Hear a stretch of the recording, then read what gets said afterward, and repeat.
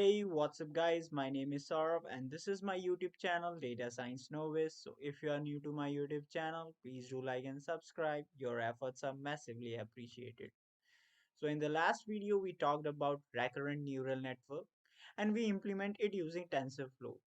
And using that, we predicted the MRF stock prices. In this video, we are going to deal with the problem of vanishing gradient.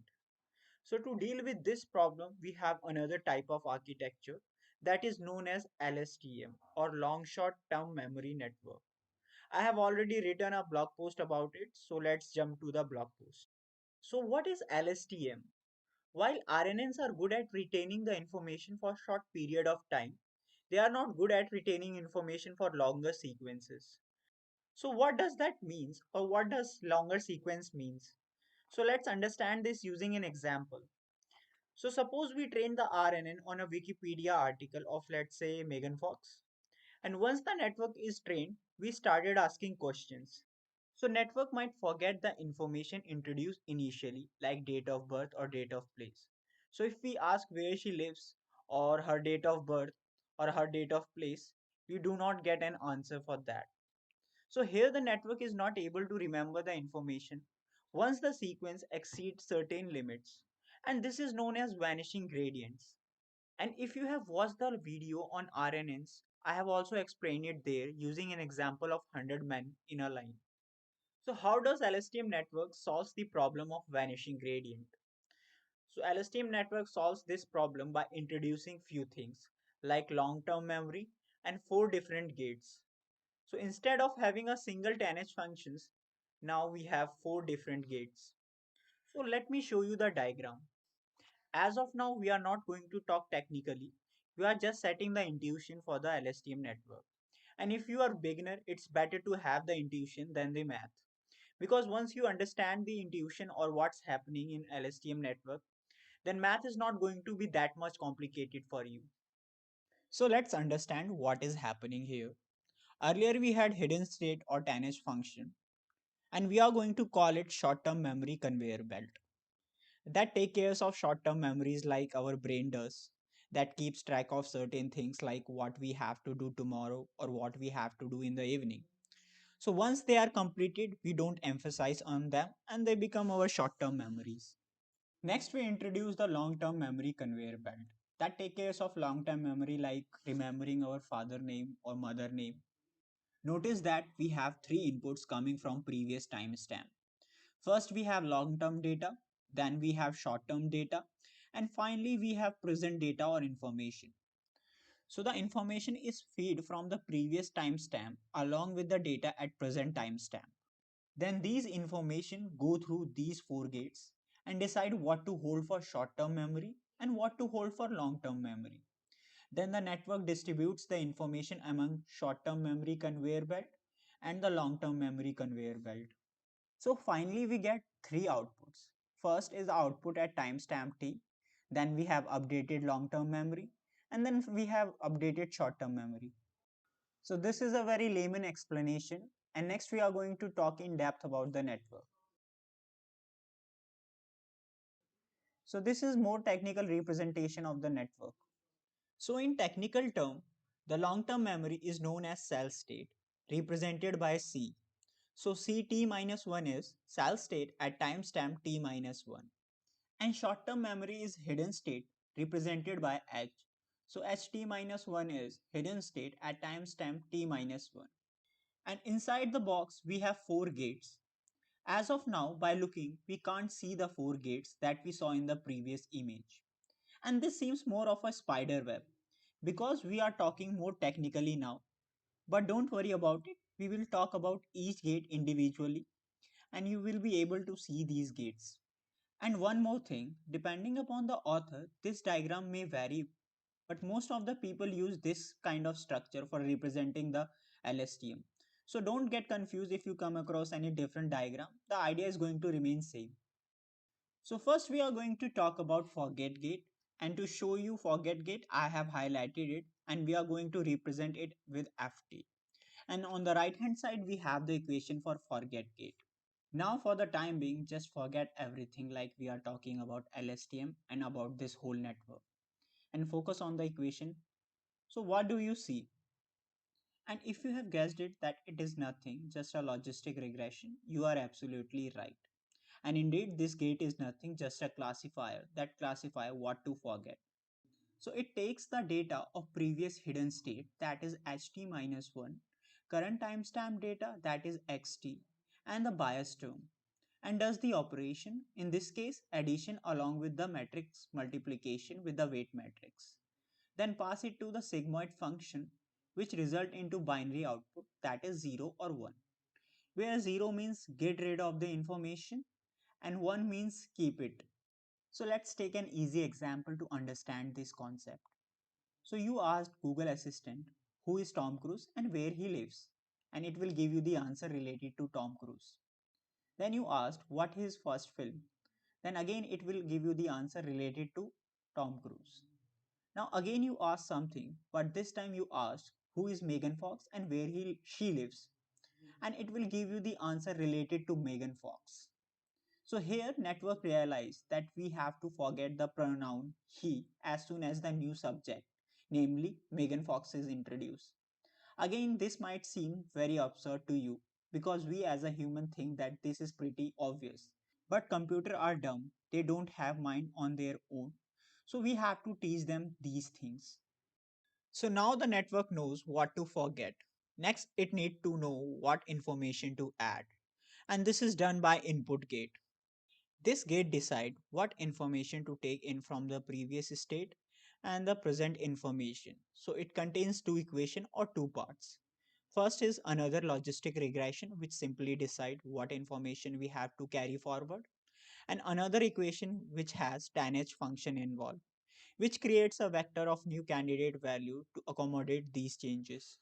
So let's understand with the same example. So once we ask the question who is Tom Cruise and where he lives, and then we again ask who is Megan Fox and where she lives. So notice here when we said she, how does it able to understand that we are talking about Megan Fox? So this is because of input gate. It decided to keep the information that pronoun she has become important for us as soon as we introduce Megan Fox. As of now, we just have decided what to forget and what to add. Next, it is time to update these information, and this is done by update gate. So here we actually update our long-term memory. And on the right hand side, we have the equation for that, which is ft, that is forget gate multiplied by previous cell state. This part can be understood as what to forget from the previous cell state. Then we have new information, which is nothing just multiplication of input gate and tanh function. So this can be thought as what to add. So finally we get the new cell state, and this cell state is passed to the next timestamp. Or in layman term, we can say that we have updated long-term memory. So taking the same example, it will forget the subject Tom Cruise and pronoun associated with him. It will only remember the Megan Fox and the pronoun associated with her. Because as soon as we introduce new character, it decided to forget the old character. Now whatever you ask the assistant, it will answer keeping Megan Fox in the mind, like where she lives, what's her first movie, what's her last movie, and so on and so forth. So finally we have output gate that decides what to output from the model and what to pass to the next hidden state. So model does not have to output at each timestamp. It totally depends on the kind of problem we are dealing with. So here also two things are happening. First, we have a logistic regression that takes current data and previous hidden state.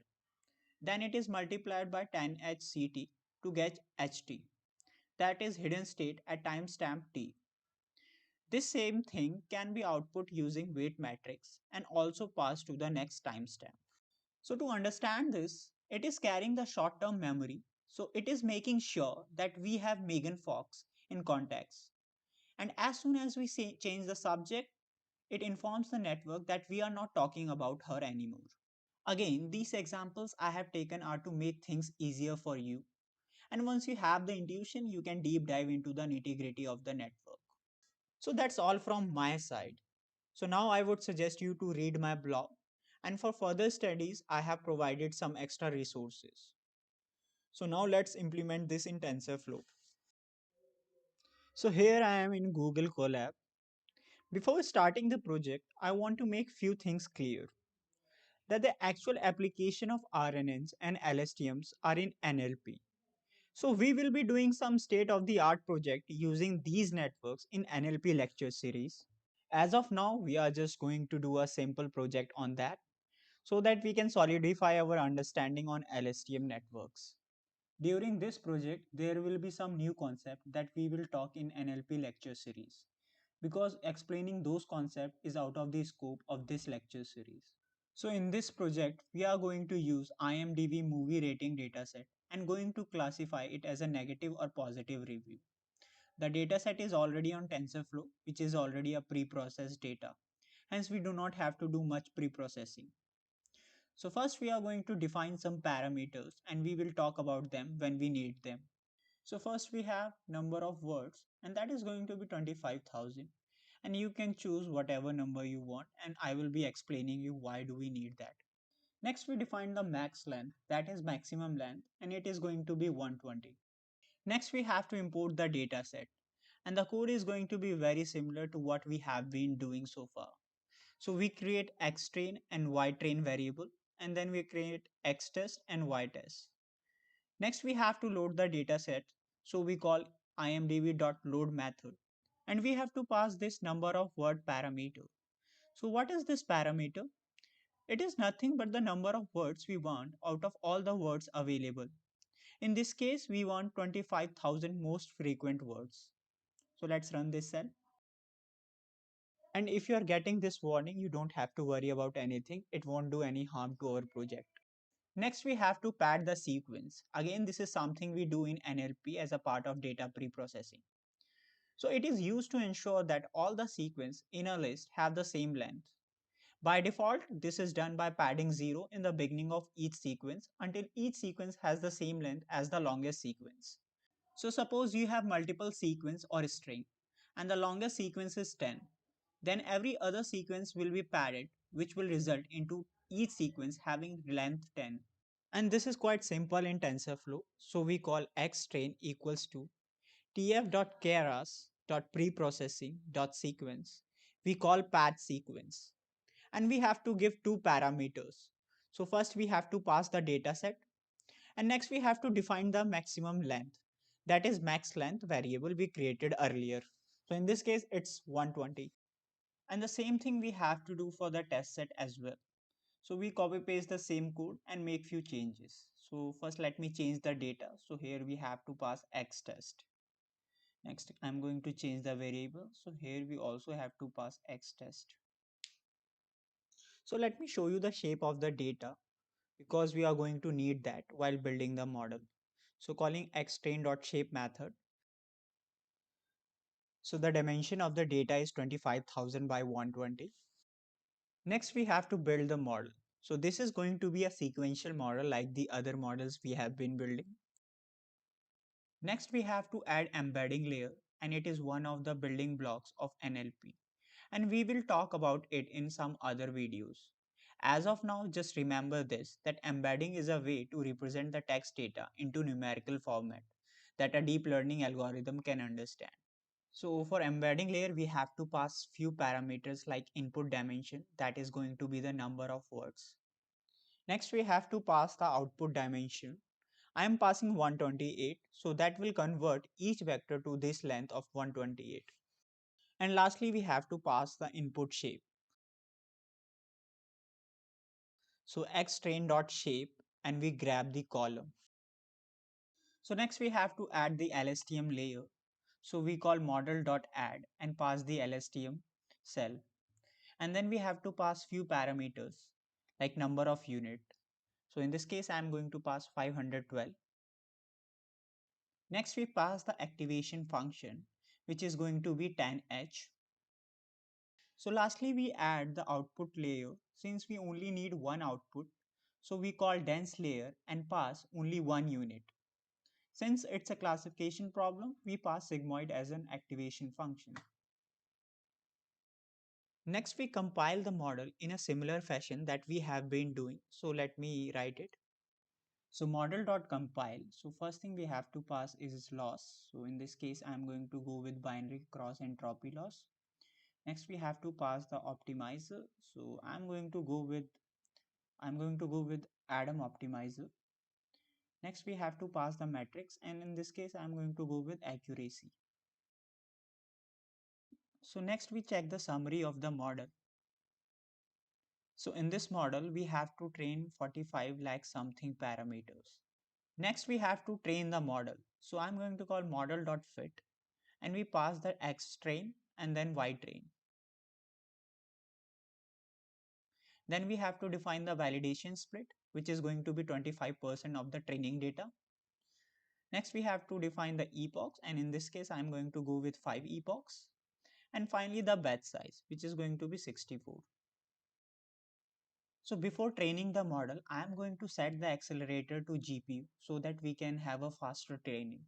And this is something I have already talked that how to do this.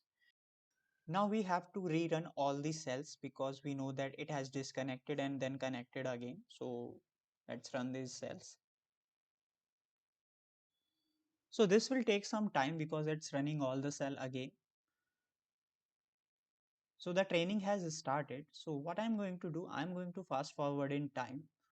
So the training has completed and it is time for us to analyze the result. So I'm going to plot the epoch versus loss graph. And I have already talked about this code in the previous video. So I'm going to run this cell. So from the graph, we can see that we are overfitting because after some epochs, the validation loss kept on increasing while the training loss kept on decreasing. And there are many techniques to deal with this problem, which we will see in some other videos. So that's all for this video. And if you are new to my YouTube channel, please do like and subscribe and press the bell icon for the future updates. So till then, bye, stay safe, wear mask.